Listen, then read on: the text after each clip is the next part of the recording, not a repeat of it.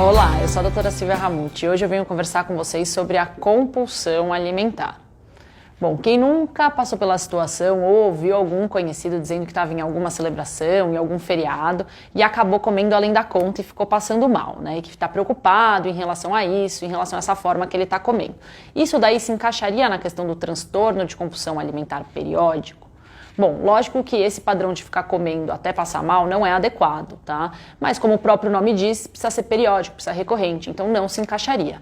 Essa recorrência, ela precisa acontecer de no mínimo 2 episódios na semana, num período de 6 meses. Então haja celebração e feriados para tudo isso, né?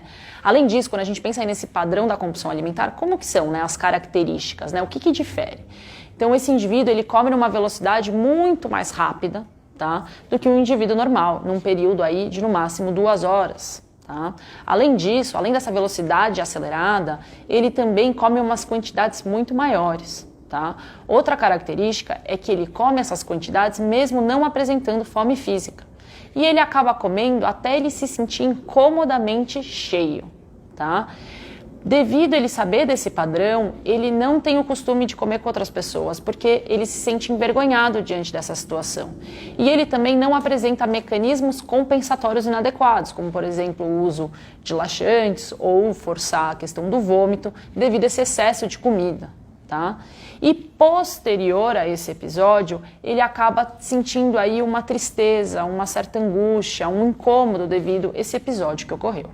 Quando a gente pensa aí na população em geral, do transtorno de compulsão alimentar periódico, isso pode afetar até de 1,5% da população até 5%. Quando a gente pensa em adolescentes, de acordo com a literatura, isso daí sobe um pouquinho mais.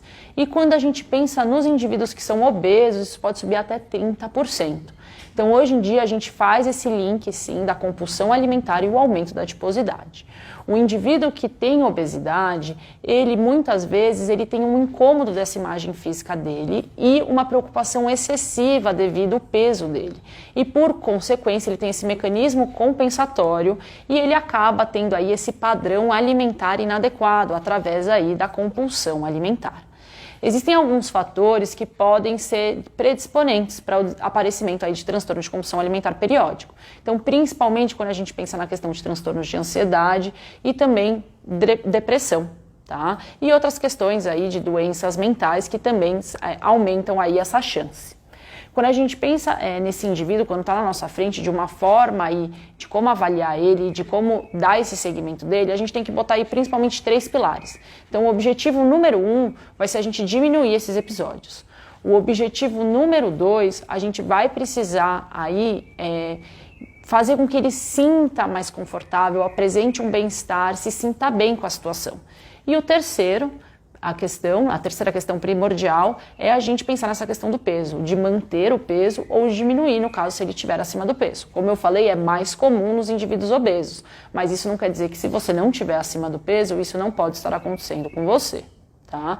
Para a gente fazer todo esse acompanhamento adequado, a gente precisa então de uma equipe multiprofissional para tal. Tá? Então a gente precisa sim do médico, ele é super importante na questão, às vezes a gente precisa entrar aí com antidepressivos ou com inibidores de apetite, a gente também precisa da nutricionista, que também vai auxiliar nessa questão da alimentação para a gente conseguir essa perda de peso. Tá? E por fim também, que é primordial, a questão da psicóloga. Né? Porque querendo ou não, através da terapia, do acompanhamento, a gente vai conseguir entender aí essa relação que esse indivíduo tem com a comida para a gente chegar naquele primeiro objetivo que eu passei para vocês, que é a gente diminuir essa quantidade de episódios. Bom, espero que você tenha gostado desse vídeo. Até uma próxima. Tchau, tchau.